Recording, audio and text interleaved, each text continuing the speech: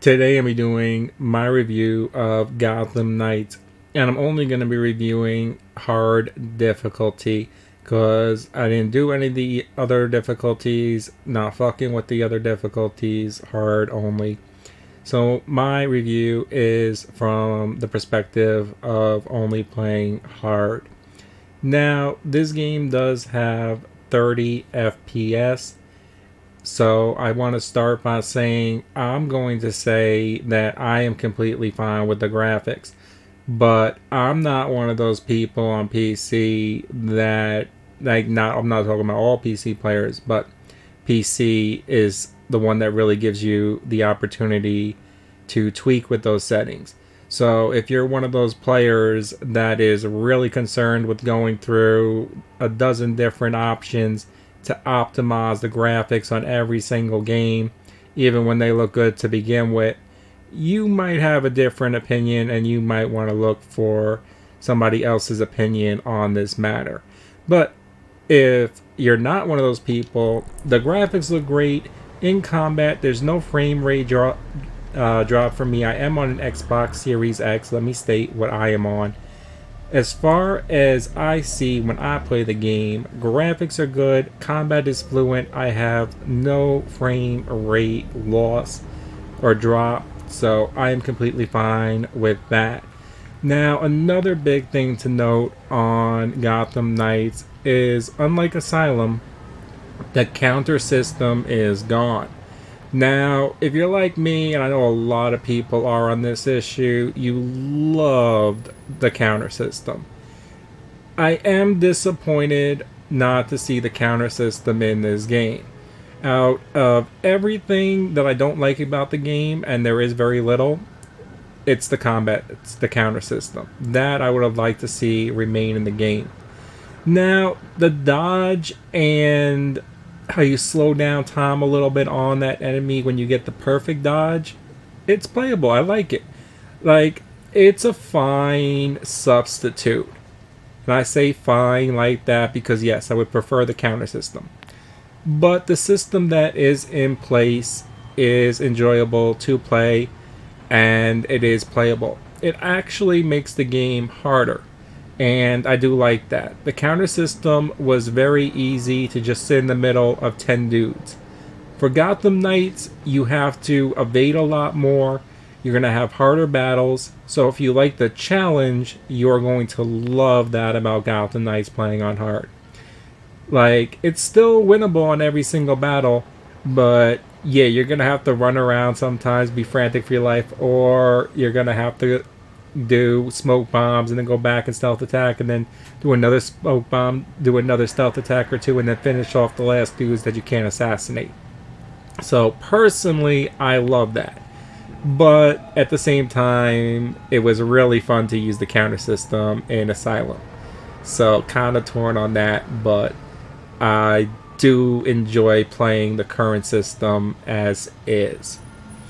So another thing that a little bit of an issue with is the mod system. It works completely fine. You can slightly improve gear. I would have liked it a little better if you could turn like 4 commons and slightly improve them versus usually getting the same result. But I feel like the mod system could have used a slight improvement, but it is okay as is. You get tons of weapons and gear. You get RNG on getting better gear. You always want to be upgrading, but as long as you always upgrade and always put in better mods, then even on hard difficulty, you're not extremely struggling. But you will need to do that. So it is fine. They have a decent amount of colorway suits and styles. Takes a while to unlock them. There's a decent amount of abilities in the game that you can unlocking them through the challenges. The grappling system is one of the best that I have seen. I've done another video on that already as well. You could check out my channel for that if you want to see a quick view, or you can see grappling in any of the walkthroughs that I have posted as well. So I do like the grappling system in it. Combat system, like I said, is good. Story missions. Each main story mission gives you a lot of enemies on hard. They are a challenge. You get 7 health kits on hard, and you can replenish them, but you have to make that work for any story mission. So I feel like they could have even gone a little bit lower with it for hard, or made a very hard option, but it's nice.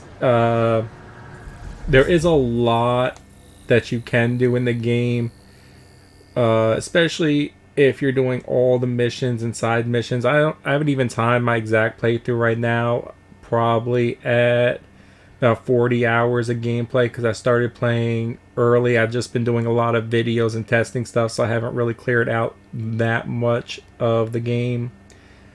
But once you get fast travel and everything, even though the map is large, for going from objective to objective, because sometimes when you reset they're far off, traversing the map is no issue. You get 4 different characters. The multiplayer system is pretty cool. When you have 4 different characters for solo play and you want to swap between characters, you keep your level, so you actually have a collective level through your own personalized 4 characters, and then anybody can join your gameplay. Now, I say hard is, I think it's a slight challenge, solo if you're good. But it gets so much easier if you play in multiplayer, and multiplayer is fun. You get team attacks. Another thing that I do love about the combat system is when you're doing like attacks that are like power attacks or grapple attacks, you are not invulnerable. And I know a lot of people are going to disagree with me on it. Oh, I love the iframes. And like, I'm used to the iframes. So the first couple times I did it, yeah, I took damage, and I had to get used to like, okay, I can only do that if I can take no damage, or I'm willing to take the trade-off for the hit I'm about to take. So it's more realistic, and that's what I like about it. Yeah, so I'm doing a grab attack. I shouldn't be invulnerable from other attacks like a lot of games do. I'm not saying there's anything wrong about that. I'm just saying that it is what it is, and I like it. So you are going to have no iframes in this game. You can jump from any height and take no fall damage.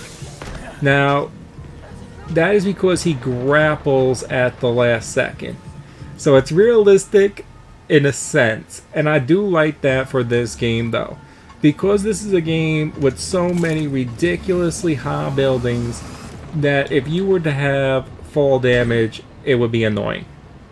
So the fact that they negated all fall damage for the game is nice.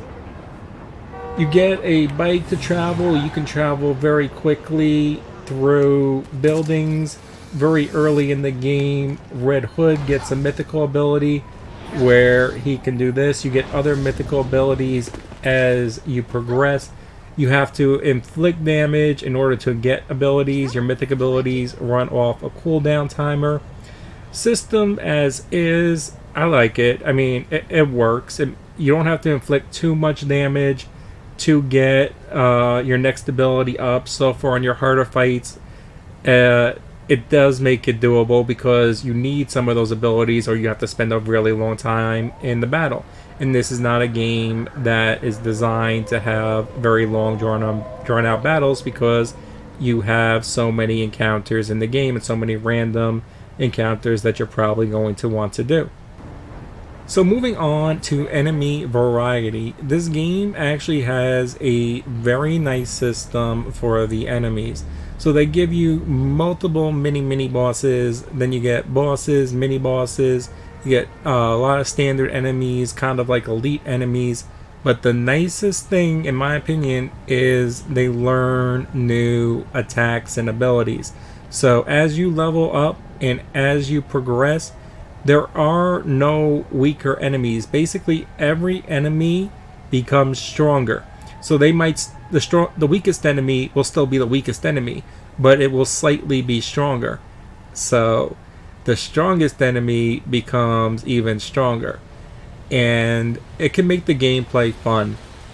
I hate being a god. Every time I become a god in any game, within a couple of days, I quit the game because it gets boring. I'd rather be one-shotted than be invincible. So personally, I love this. It might not be for you. It doesn't make the game. It's going to be based off your difficulty. So if you're playing on hard, yeah, it's going to get harder. And if you're playing on easy, it's going to get very minorly harder. But you're going to be so much stronger that it's not going to make a difference. So the enemies do get harder, is what I'm trying to say, and I do like that.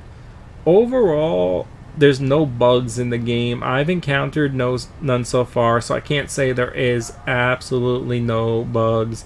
Some people get some bugs and others don't, but it's not a bug-filled game so far. In about 40 plus hours of gameplay, I have like 40 hours of gameplay, but I've also left my console on while doing other things, so I probably had the game on now for 50 plus hours, and the game has only crashed on me twice, and both times were actually very early before the game was even released. So that is really good.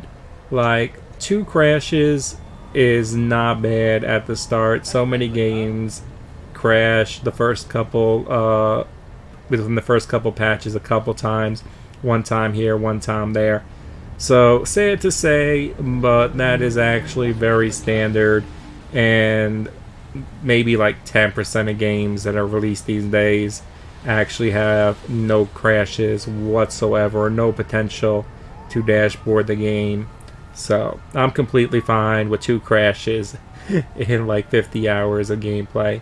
They do give you several encounters with like a dozen enemies as well. You can pick your poison, you can stealth attack, retreat, stealth attack again, provided you're not on a time objective, or you can go right in the mist and fight all 10 at once. So whatever your flavor is, there is something for you, and I do like that. And sometimes I'll switch it up. Like, if I know I can handle the battle and I want to have a little fun with it, yeah, I'll just dive straight in and start attacking. It might take me a couple seconds longer versus assassinating a couple right at the start, but it is really fun to do.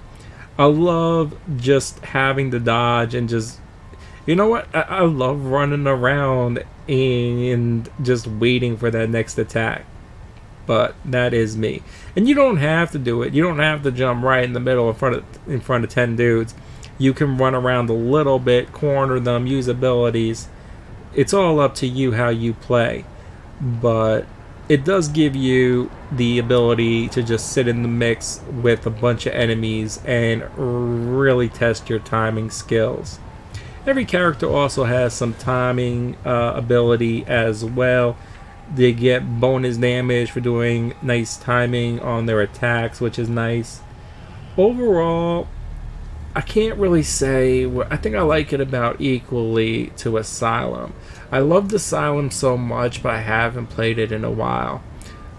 And I would like to play as Batman. But playing as Red Hood, I'm really enjoying playing as Red Hood. My experience so far is loving the game. I know some people might have an issue with it being 30 FPS and the counter system. Personally, I don't. I just don't have an issue with it. The game looks fine enough. It looks good. Would I say it's the most impressive game ever in graphics? No. But, like, when I'm playing, it never crosses my mind. If I wasn't doing this video, I probably wouldn't have thought about it here. So, to me, it's a non-issue. And the counter system, I mean, if it was here, I'd say I like it. But it's not, and I enjoy the current system. So, for this game, as a standalone game, I'm fine with the current system. I probably put the game somewhere around an 8. Probably like 8.0, 7.75 to 8.25. And that's my review of Gotham Knights. I hope that helps.